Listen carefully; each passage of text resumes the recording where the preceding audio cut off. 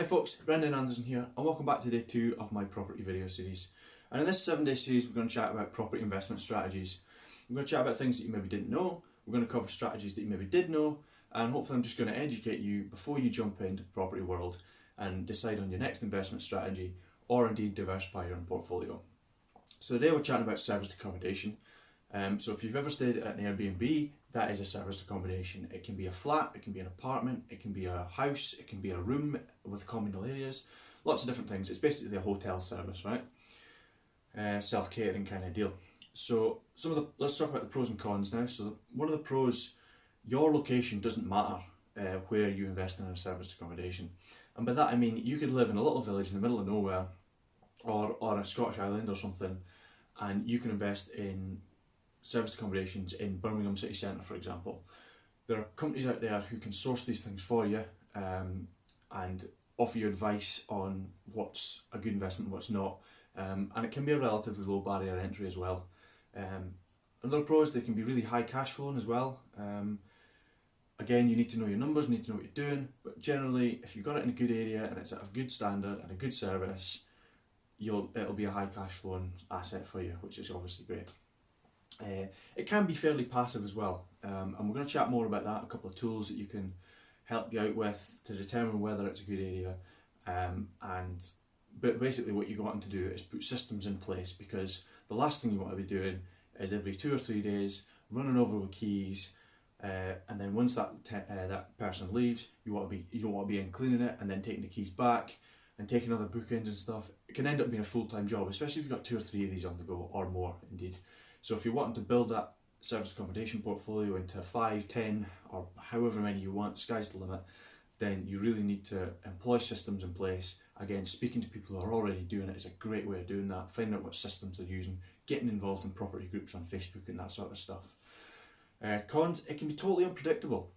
Sometimes it'll work great, sometimes it can be terrible. Like we all know with the last year with COVID and everything going on, that serviced accommodation is somewhat, well, we've not been allowed to travel and go places really, have we? So that was obviously going to have an effect on the serviced accommodation side. Nobody saw this coming, nobody predicted it.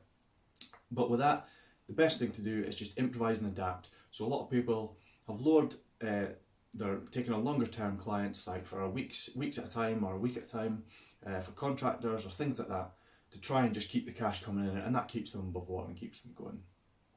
Again, we've already mentioned it can be passive, but it can also be a full-time job. So unless you employ systems in place to pass them keys, to put the key back, to get cleaning services, to take bookings and all that sort of stuff, it's going to be a full-time job for you. So I really advise trying to do that so that you're not running around like a headless chicken, especially if you've got another job you're doing or another project or another, you want to spend more time with your family. Definitely putting systems in place will help. So good areas to consider for serviced accommodation. Again, once we can all travel and stuff, tourist areas are great. Scottish Highlands, seaside resorts or city centres is great, because tourists like to go there and they'll spend that little bit more rather than staying in a hotel chain sometimes if you've got a particularly nice serviced accommodation. Another great place would be within close proximity to like football stadiums or concert venues and that sort of thing, because it's a good way of predicting when you're going to be fully booked. So if you've got a football game coming up, you know that you're probably going to get booked for that time if you're close enough to it, a mile or 2 away. Same with concerts and stuff. You can see exactly when all the concerts are and you'll know, right, I should be booked up for that times there. So again, you might want to amend your pricing, or you might want to just try and cater for that client. Again, city centres is another great one, as I've just mentioned, because it also caters for business clients as well, coming for business meetings, especially if it's higher end stuff that you're looking at. Again, a great way to help increase your occupancy. So a couple of tools that you might want to consider using and just to help you out to get a gauge of this if you're planning to do this yourself.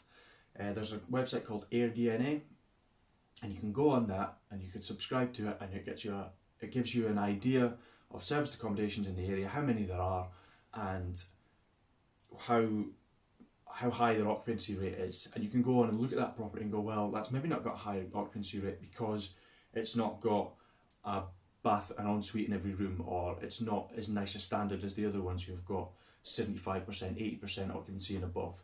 So again, that's a great tool. I would definitely recommend going on there. I think it's like 20 quid a month. Again, speak to people who are already doing serviced accommodation, particularly if they're doing it in the area, or these people who will source these for you, because they know it inside out, they know what works, what doesn't work, and they can give you help. So I hope you got something from that. Tomorrow's going to be on HMOs, so tune in with that. It kind of goes in tandem with the rent to rent video that I did yesterday. Some of the stuff I've maybe mentioned in that as well, about serviced accommodation, but if you haven't seen that, go back and watch it, and tell me what you think about it. If you've got any questions about serviced accommodations, then drop a message and I'll get back to you, and I'll try and help you out as best I can.